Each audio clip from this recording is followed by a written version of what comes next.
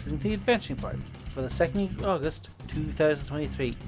This week, the party sets themselves a challenge. How difficult should the challenge be? That's the challenge. The Adventuring Party, discussing tabletop and radio gaming the Irish way.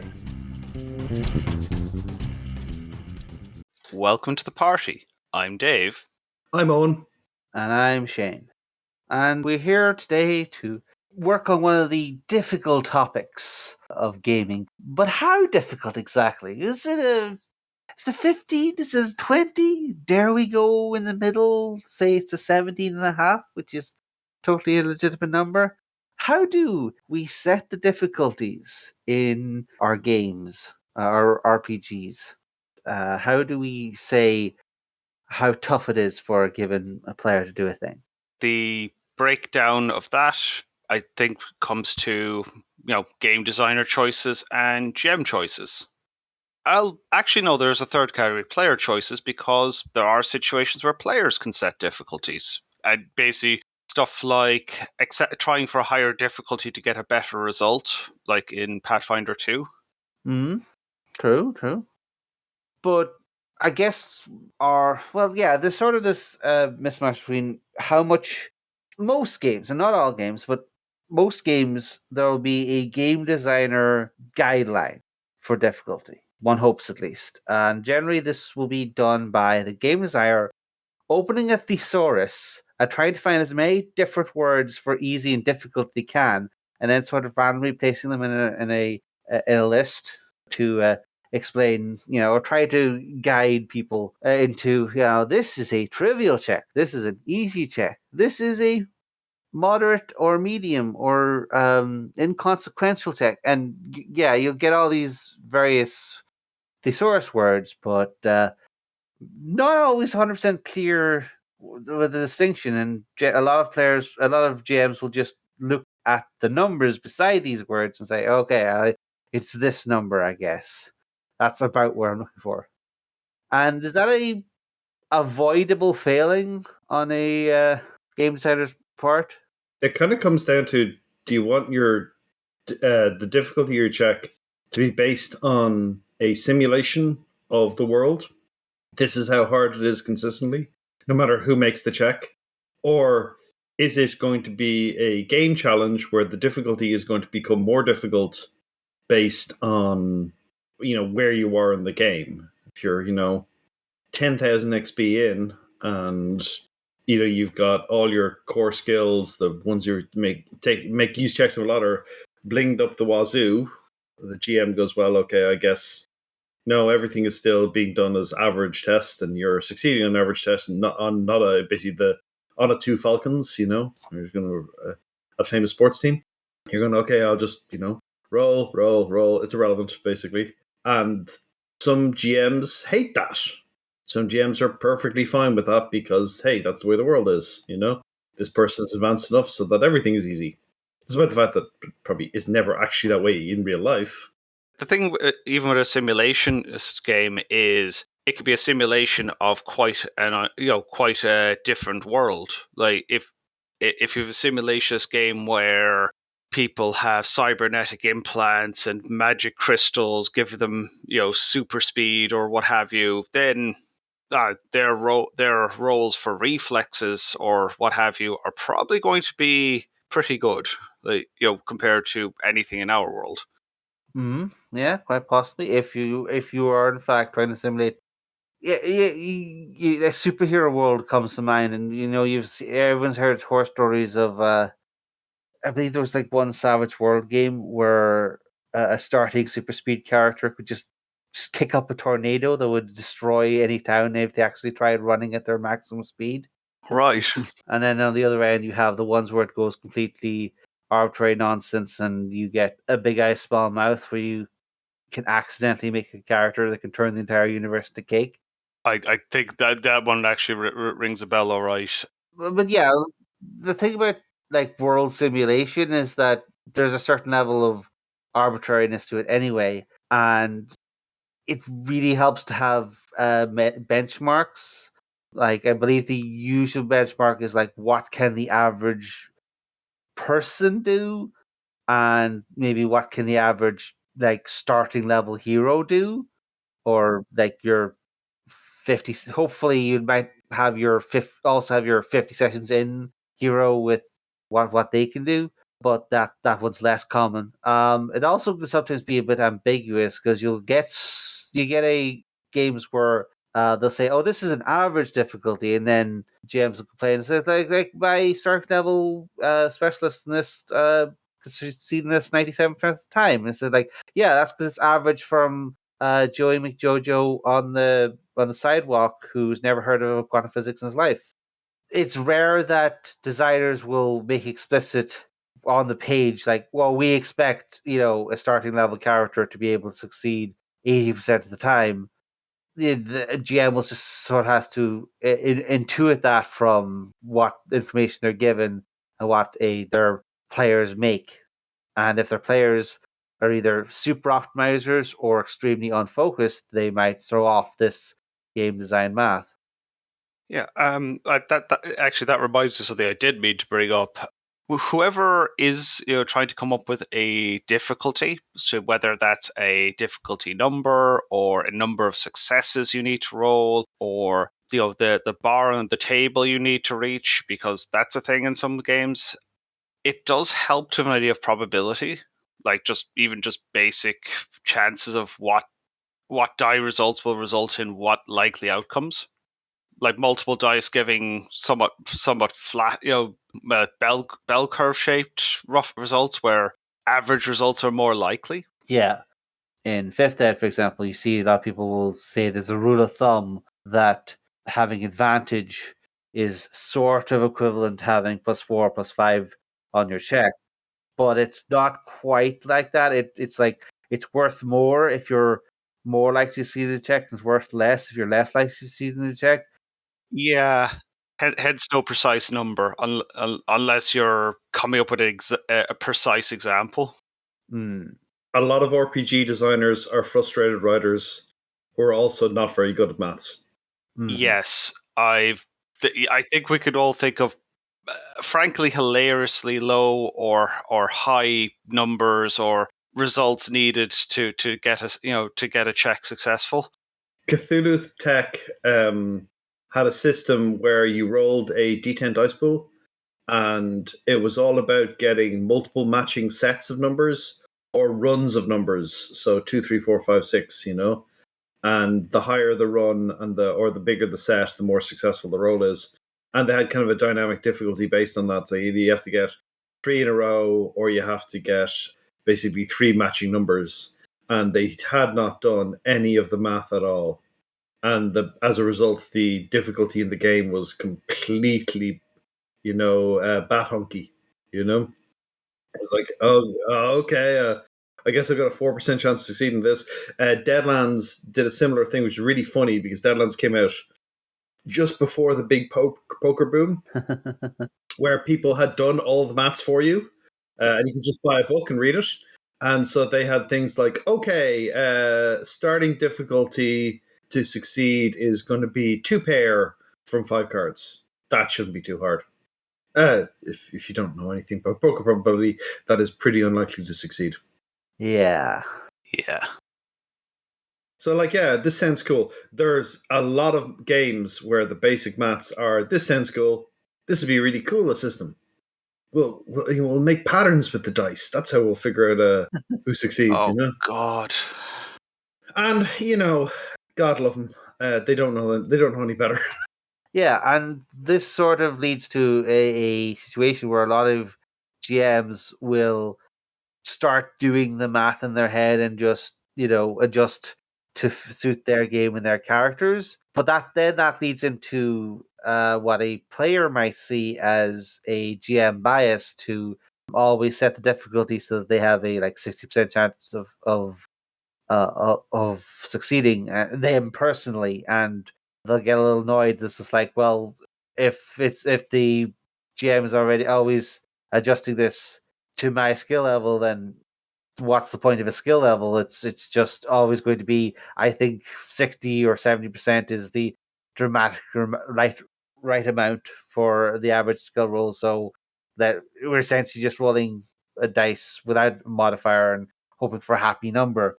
And a player is looking for a more simulationist approach where, the numbers mean something, that could feel very hollow to them. Both aren't good. Yeah. There's never a chance of me failing a roll or succeeding a roll is bad. It'd be so boring. Yeah, and at the same token, I always have a 70% chance of success and 30% chance of failure. Makes your choices in character advancement feel pointless. So you have to find a way to account for that. And hopefully, the writers of the game you have paid money for have put a little bit of effort into that. Maybe they have, maybe they haven't. Maybe you're playing the first edition of the game, which didn't so much get released as escaped. Oh, that's a way of putting it. And you're working with, it's quite dodgy. You may need to do a little bit of math on it. And for this, I've always liked to rely on a math god. Now, sometimes I'm the math god, but the issue with maths is the harder end of maths, which you get into when you start doing a bit more advanced probability or conditional probability stuff, you kind of need to immerse yourself in the maths for a while. Like, I dip in and out of the deeper math stuff, and I'm not very good at it, but I go in and I figure out what I need to figure out, and then I leave effectively notes for myself about probability. And I will come back and go, the math god tells me this happened. I don't remember how to do this, but I was thinking about it at the time, so it's probably okay. So yeah, I'll just keep working off this one. When I was looking at the opposed probability tests in Woofrup, I went in, I dug around, I figured out the probability is basically roughly a binomial distribution. And I said, okay, this is rough math to figure this out, but okay, now I have the numbers for how likely people are to succeed based on disparity between opposed checks. I now know this, and I can kind of rely on these notes to remind myself to put together some guidelines for how to run stuff. And it's kind of funny because I was on the Discord for Woofrup, Ratcatcher's Guild, and I put together kind of a set of guidelines. I explained them in a little webzine article, and now I get those guidelines repeated back to me at times on it because I put them out there and they kind of come back around to me. It's kind of funny. But to do that, you need a certain minimum facility with maths. And that cannot, and a certain interest in maths going deep into it and figuring out what's going on. And that is not universally true for GMs or players. You may not have a math god in your group. Now, you may do because there's a lot of STEM people in traditional gaming, I think it's fair to say. Or people that could have ended up in STEM very easily. Oh, yeah, exactly. Either STEM people or STEM adjacent people or STEM inclined people. There's a lot of people there in that space. So you may have a math god in your group to tell you what the probability stuff actually happening is. Or you have somebody who's very good at reading and comprehending summaries of math stuff without necessarily being good at the math themselves. And because there are people like that who can, like, yeah, I understand what this person's saying. I don't understand how they came to the conclusions, but I can explain the conclusions to you, which is a different science communication skill. So you can do that, of course. But if you don't have that in your group, you're all basically people who are a bit maths agnostic or maths heretical or just don't like maths. Yeah, maybe stuck. You'd hope the writers and designers and developers of your game have done this work for you on some level, be it in the book itself, or be it in an article somewhere, or be it somewhere for you to think. And if they haven't, you're probably going to have to dip into the wider world and see, has anyone done this for you? Has anyone got the math probability tables written up for you? And take a look at it that way. I remember early on, I don't know if you ever played Legend of the Five Rings, the RPG. It used a roll and keep system. Mm-hmm. Yeah. Where one of the things about it was you could go, okay, the TN is 15. And you go, I'm going to succeed at that because I'm rolling 6 dice and keeping 3. So my chances of getting 15 are very good. But that was only ever a basic success. So if you wanted more, you had to call what were called raises, which were you called 5 higher on a roll, and each 5 higher was a raise. So I go, okay, I'm going to hit this guy, TN 15. I'm going to call 2 raises to bring it to TN 25, and now I'm going to roll. What are my chances of rolling a 25 as opposed to a 15 with 6 D10, keep the highest 3 with exploding D10s? I wouldn't say they're particularly high, but they're not zero either. No, it's quite difficult to figure that one out, right? Especially in the rough moment. Later releases, and this is something people complained about, later releases of the L5 core book included a simplified table of probability to give you different dice combinations and your chances of succeeding. But you needed those to make an educated guess. Then you're just guessing, I like those odds, I'll call 3 raises, when in reality it's like, I would not like those odds. It was an interesting problem. And some of the other games mucked with the maths by having free raises and having, other tricks and things to muck with the dice rolls. And in the end, they said, okay, just cut it right down to just no more free raises, no more any of this stuff. We'll just bump up the base dice pools a little bit and reduce the TNs a little bit and give people a stable probability so that they can go, okay, I've got a 70% chance of making this. I'll go with this roll. I'll call this many increases. But it's a bit where you need a little bit of mathematical capacity to handle those.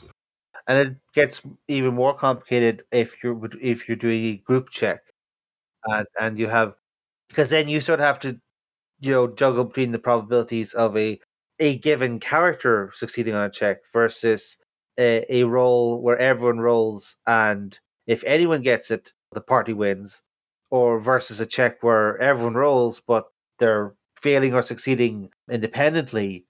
These are all different things a GM has to consider, and Well, one I've seen is I've seen if majority of party succeeds, the group succeeds. A slightly more nuanced version of that is systems where degrees of success or successes come into it. Where right, what's the party's pool of successes like?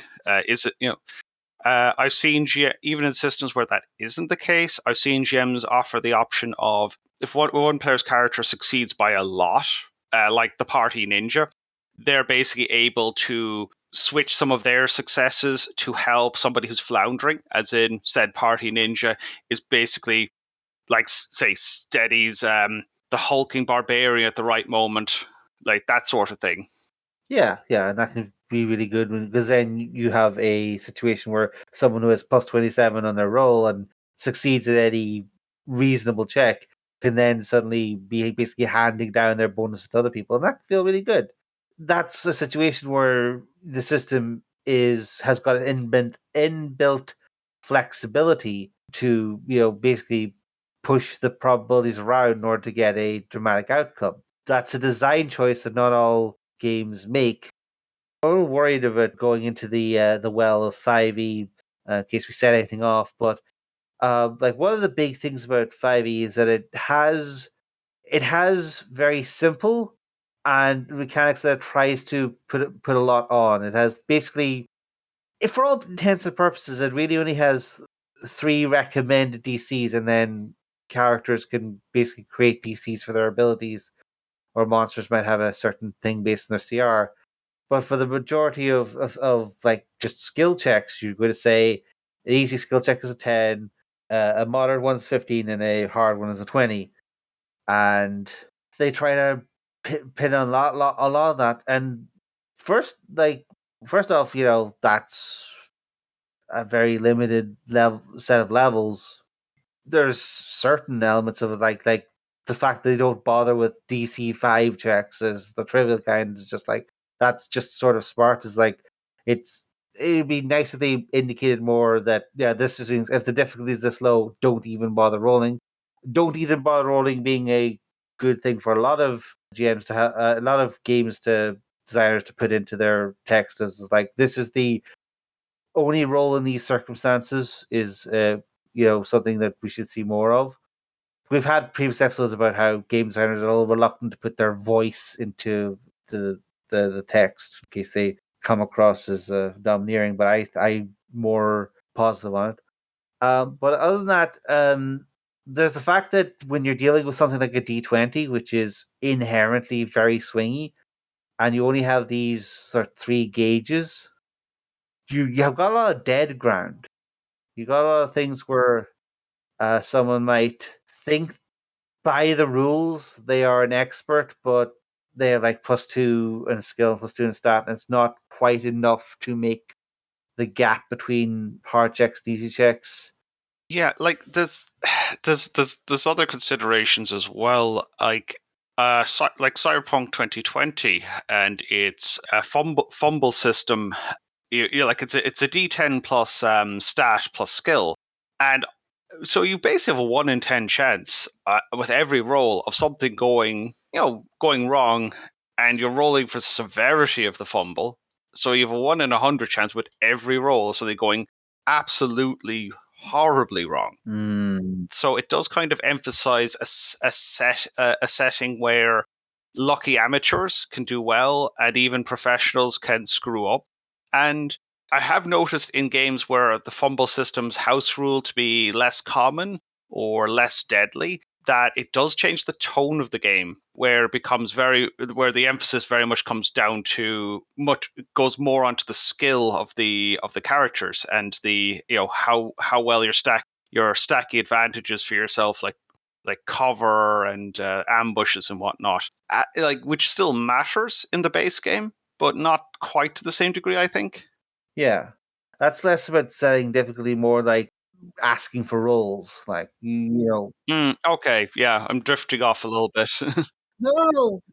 It's just a similar thing, though, is that there's a certain point where a GM at a certain level might say, we can just skip the roll. You guys professionals, you guys think, and that's basically setting the difficulty to auto win in a certain situation, because a role is meant to be this significant thing, and invoking it willy nilly just to sort of like legitimize an action is potentially just engaging with the mechanics for their own sake rather than to actually get a benefit out of them. Yeah, no, I've heard described by a few people as rolling dice for the sake of rolling dice. And I think that's a fair criticism of excessive requests for dice rolls. I'm aware of at least one con game session where the GM was asking for rolls for literally any action, such as opening a door, and yeah, that was sounded utterly ridiculous and immersion breaking. So Yeah. And you see the certain movements are sort of moving very much away from that. The story game movement, particularly the Power by the Apocalypse or Blades in the Dark, these basically don't have difficulty, as we would call them. Your dice math is set based on your character's score and not by external factors. What the external factors add instead of a chance of success is that they add consequences or an effect. Those things, like in Blades of the Dark, having more guards around you does make it harder for your sneaky character to stealth through. It means that if you get caught, the consequences are way harder, or the effect of your successful roll is going to be limited, so you might only get like halfway before you have to leave because of the guards. So that's their move. Instead of, because these games are much more focused on the story and the situation you're in and the playing to find out element. It's not about setting a difficulty rather than setting the situation in stone, and then it's less about, oh, roll until you succeed. It's more about which of your what are you actually going to do, and do any of your abilities correspond to that, and then we roll, and we interpret the consequence of the roll based on the situation. So there's no worrying about the math and, oh, did they succeed by 5? Did they fail by 5? Is there a critical failure in there? It's more about, like, we've set the situation solidly, and we've chosen which move or which skill or ability is relevant here, and that move or ability has a has a list of consequences for success or failure, and from that we can construct what happens. But these are, again, the story-based games. They tend to be more collaborative, and players are generally more inclined to go, oh yeah, I failed this roll, so it makes sense that I failed in this way or that way, but that's the intent anyway. Also, they have the advantage of they're often mechanically a bit simpler, less bonuses, less things that can impact it. So it doesn't matter as much. You're not going to get a situation like in Fifth Ed where one character will have a +1 to a thing, and another character will have +11, and their ability to make the roll are going to be wildly divergent. Everyone in the story game is going to be in a relatively constrained paradigm with relatively, like, you can see before you roll what the chances of succeeding on a given move are, as it were. Yeah, that certainly has advantages. It's ironic given 5e's main design principle supposedly was bounded accuracy to try and reduce that problem. Yeah, and then they put in expertise, and everything went out the window again. Yeah, no, I've actually heard the original draft of 5e being described as quite a good sword and sorcery RPG until you start adding in, the player's handbook. Yeah. Yeah, to be fair, I play 5e, but like just an observation I've seen thrown around. Anyway, like you do get some oddities, such as I know White Wolf Games had their dice pools had a few maths issues for some time, where you could end up in situations where larger dice pools, i.e., more skilled or powerful characters, could end up doing worse on rolls because they'd be rolling more ones, and it did lead to some weird situations. Yeah. Yeah, it's brutal. The old White Wolf system was just the maths was nowhere near it. It was terrible. I think what we're getting from all this is that there's no clean line between a GM's call and a game designer's responsibility for the situation. Like, a GM is probably going to have to engage with the design of their game that they're choosing to run in and learn it, figure out what it does to a given probability, and then use that knowledge to inform them. How do I approach this kind of difficult thing? Like, am I going to be simulation about it? Am I going to be adjusting up and down for for a dramatic effect? It's going to be very difficult for you to just find a system which does, yeah, this does everything I want. Like, some people are fine just running out of the book and just going, oh, okay, I guess nobody can succeed in this check except Barry, and Barry always succeeds by 30 margins. If you're happy with that situation, it's fine.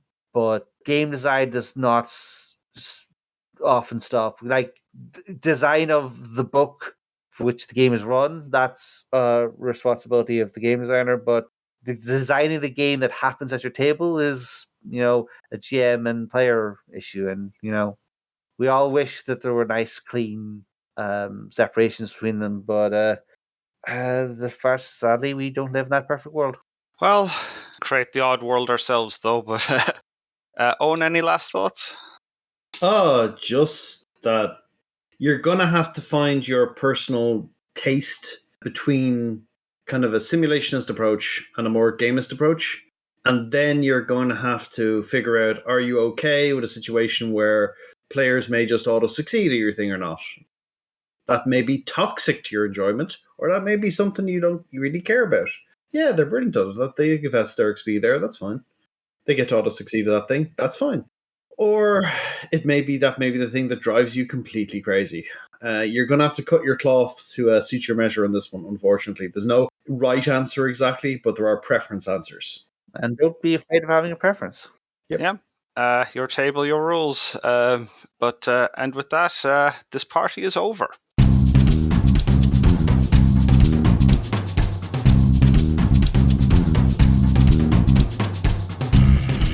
Thanks for listening to The Adventure Party. You can find show notes and links to things we've mentioned at www.theadventuringparty.net and on our Facebook page. You can leave comments there or talk to our Twitter account @AdventuringPTY. Or you can record a voice message at www.speakpipe.com/theadventuringparty. We can also be contacted directly by email at party@theadventuringparty.net. If you'd like to be in touch with the party all the time, come join our Discord server, link in the show notes. The Adventuring Party is released under a Creative Commons Attribution Non-Commercial Share Alike on version 3 license.